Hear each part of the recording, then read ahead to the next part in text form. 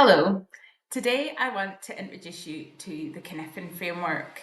This is a leadership model that can be very useful for leaders who are developing, leading, reviewing projects that we might consider to be complex in their nature.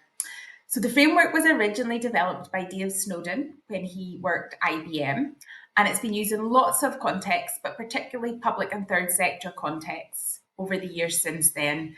There's lots of information about it online if you want to find out a little bit more. I'm going to use it with you today around an example project so you can think about how you might helpfully use this within your own sport and physical activity spaces and places. It's a tool that helps leaders, particularly around what we might consider complex problems or complex challenges. And we do find that many of the projects we see in the changing lives space, so where people are using sport and physical activity as a vehicle or a way to deliver wider outcomes for people and communities, we often find these are complex, ever changing, quite hard to have perfect solutions and ideas around. So we know through changing lives that often these sorts of projects have to evolve and change over time. And they often require a different style of leadership or delivery to some of the more typical or more traditional activities we might have in the sport and physical activity space. You can use this model individually as a leader to look at and reflect on your project or a challenge that you might have. You can also use it as a tool to talk with partners or funders about your project or the people that are going to be involved with the delivery. It's very useful to use this tool when you're thinking about the early stages of a new project idea. So perhaps when you're pre-funding or maybe at the early stages of conversations with funders. It can also be a very useful tool to support conversations about reviewing a project, adapting it, perhaps sometimes talking with staff about what they need to stop doing within a project, as well as what they might continue to do. Because we know that with a lot of these kinds of projects, it's really hard to just put in place a 1 year or a 2 year or a 3 year plan. When we set out, we don't really understand what some of the barriers are going to be and what some of the opportunities might be with these groups either. So this framework can help you have some of those conversations. So as you can see, there are 4 quadrants on the model. And often when we see the Cynefin framework, it's got kind of wobbly or hand-drawn lines between the sections. And it's worth saying that that's because this isn't a neat and tidy model. It really is about trying to make sense. So Dave Snowden talks quite a lot about sense making and leadership. So it's about making sense of what we see and what we understand, and about coming up with ideas that will help us understand better. So what I'm going to do is I'm going to very briefly talk you through the bottom 2 quadrants, so talking about simple and chaotic systems and problems. And then I'm going to move on to talk to you about complicated and complex. And as I do that, I'm going to use a fictional project example, which is going to be a walking netball group for older Muslim women. So in this example, we're using a sport, but it's very much about delivering physical activity, improved physical activity levels for the women that are involved, and about attempting to improve social connection, reduce social isolation for the women in that group. And in addition to that, with this project, we're trying to understand and learn a bit about the barriers that older Muslim women might face in engaging in a sport and physical activity. So those are the broader outcomes or goals that we have for the project. And I'm going to try and use that example as I talk about the model. Okay, so if we start with the 2 bottom quadrants, so simple systems or simple problems are very straightforward. And I don't want to give too much attention to this section. You should not, as a leader, be paying much attention to this section either. It's usually problems or situations that can be delegated to someone else. There will always be a best practice, an obvious solution, a single solution, and it's usually pretty simple to find. So within this quadrant, we tend to sense, categorize, and respond. And I'll talk to you about these. It becomes more important when we look at the top 2 quadrants. So you check what the issue is, what the challenge is, you look at the options, categorize, and you take action. So the obvious one that people often use in this is the light goes out in your hall and you change the light bulb. So it's very simple, very straightforward. An example with the project that I've talked about might be we need a venue in that location. We look at what's available, we look at the options, categorize the options, and respond. It's going to be something quite simple to deal with. On the left-hand side, we have the chaotic systems and problems. Again, this isn't one that you can plan ahead for very much.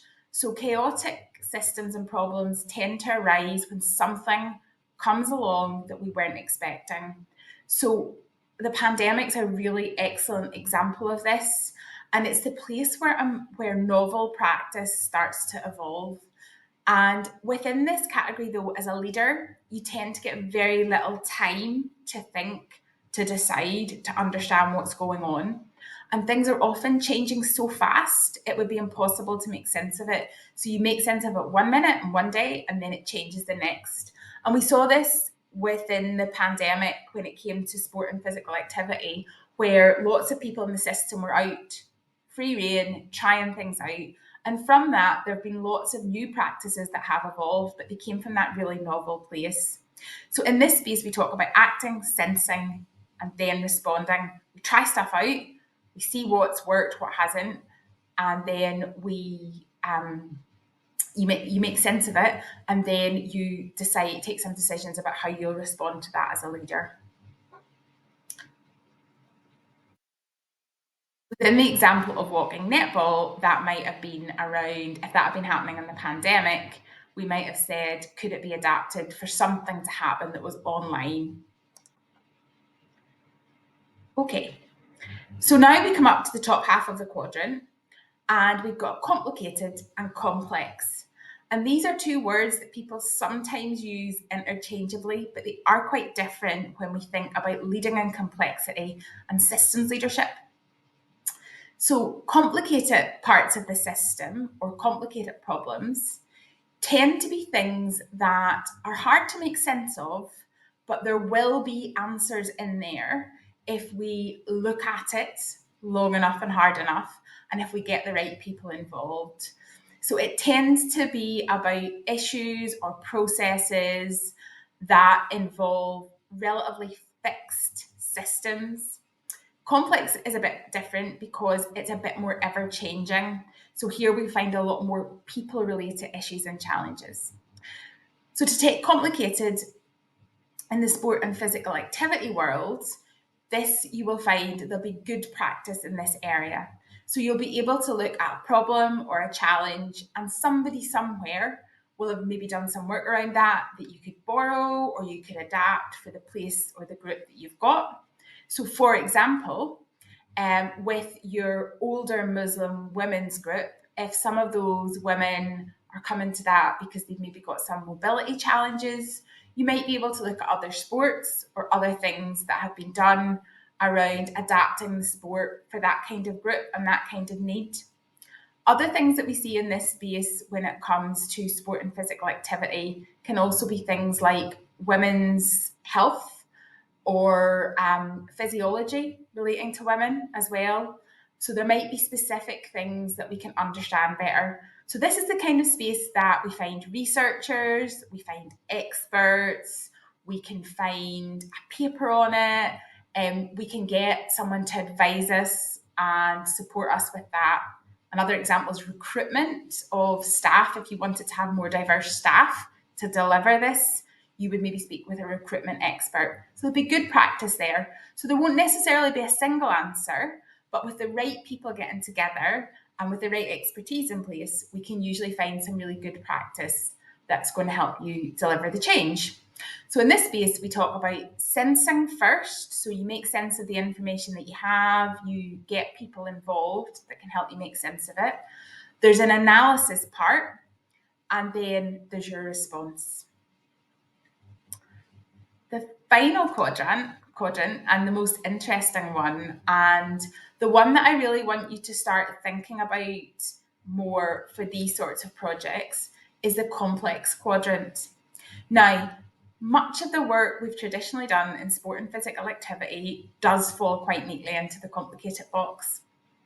But we need to look at this complex area more, because many of the target groups that we're working with here are people that have perhaps diverse needs, even within a group. Although we often think about a group, we categorize people by target groups and by their characteristics, but there's often many levels to the barriers that they face. Lots of things are interconnected.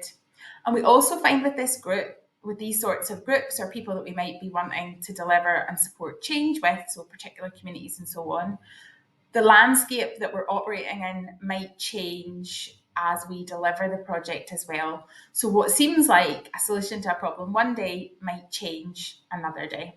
So to take the example of the walking netball group, for example, if you had one woman that was a participant in the group who was sharing some of the delivery, had the potential to become a volunteer, and was quite important in holding the group together in terms of social connection.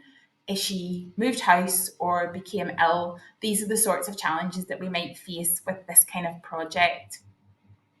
So within this box, we think about trying to develop emergent practice. So we recognise that we don't have all the answers, that it might take more than one answer and one solution to deliver the change that we need. And we recognise that people involved in delivery have to be given some autonomy with support to evolve and to change, and sometimes to feel a little bit with what's happening. So in this section, we think about probing first. So testing ideas initially. So that idea I talked about earlier about trying not to start with a very set and very fixed plan about how you're going to do things, but to try things out, maybe in tiny ways at first, and then to learn from each of those things. So often I talk to people about trying things in the smallest and fastest way possible.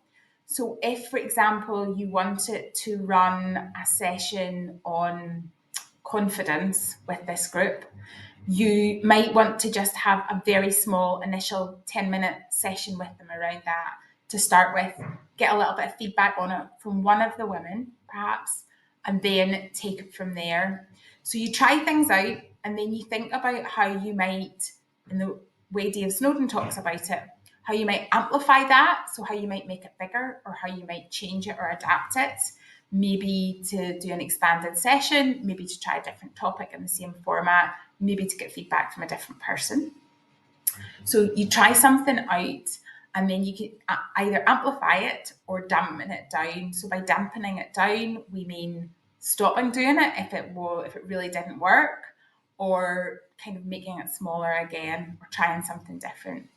So in this quadrant, we're trying to probe first, so try things out, learn from that, and then develop a bigger response to what's happening. And in reality, with many of these projects, you would go back through that process at various points to explore different challenges, different barriers, and different opportunities that evolve over time. I hope you find this framework a useful tool, and you can think of some ways to deliver it within your own area of work. Thank you so much for watching and listening.